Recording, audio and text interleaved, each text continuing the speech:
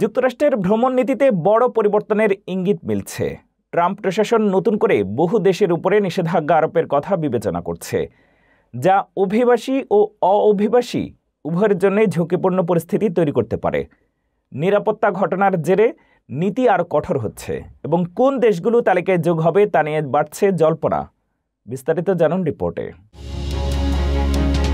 মার্কিন যুক্তরাষ্ট্র আরও কয়েকটি দেশের ওপর নতুন ভ্রমণ নিষেধাজ্ঞা আরোপের পরিকল্পনা করছে। বৃহস্পতিবার ফক্স নিউজের দ্য ইনগ্রাহাম অ্যাঙ্গেল এ দেয়া এক সাক্ষাৎকারে মার্কিন হোমল্যান্ড সেক্রেটারি ক্রিস্টি নোমো জানান, বর্তমান নিষেধাজ্ঞার তালিকায় থাকা দেশের সংখ্যা শিগগিরই 30-এর বেশি হতে পারে। তিনি বলেন, প্রেসিডেন্ট ডোনাল্ড ট্রাম্প বিভিন্ন দেশের নিরাপত্তা মূল্যায়ন করছেন এবং কোন দেশগুলো নতুন তালিকায় যুক্ত হবে তা এখনও চূড়ান্ত হয়নি।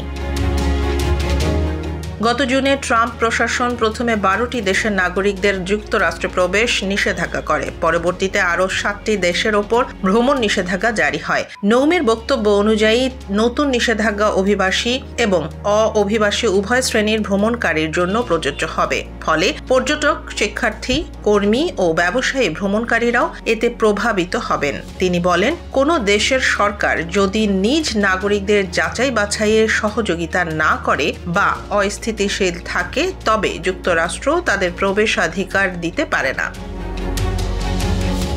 রয়টার্স জানায়, প্রশাসন আরও 36টি দেশের নাগরিকদের ওপর নিষেধাজ্ঞা আরোপের সম্ভাবনা বিবেচনা করছে। সম্প্রতি ওয়াশিংটন ডিসিতে 2 ন্যাশনাল গার্ড সদস্যের ওপর গুলি বর্ষণের পর নিরাপত্তা জোরদারের অংশ হিসেবে এই পদক্ষেপ নেওয়া হচ্ছে। ঘটনাটির সঙ্গে 2021 সালে পুনর্বাসন কর্মসূচির আওতায় যুক্তরাষ্ট্রে আসা এক আফগানি নাগরিকের সংশ্লিষ্টতা পাওয়া যায়।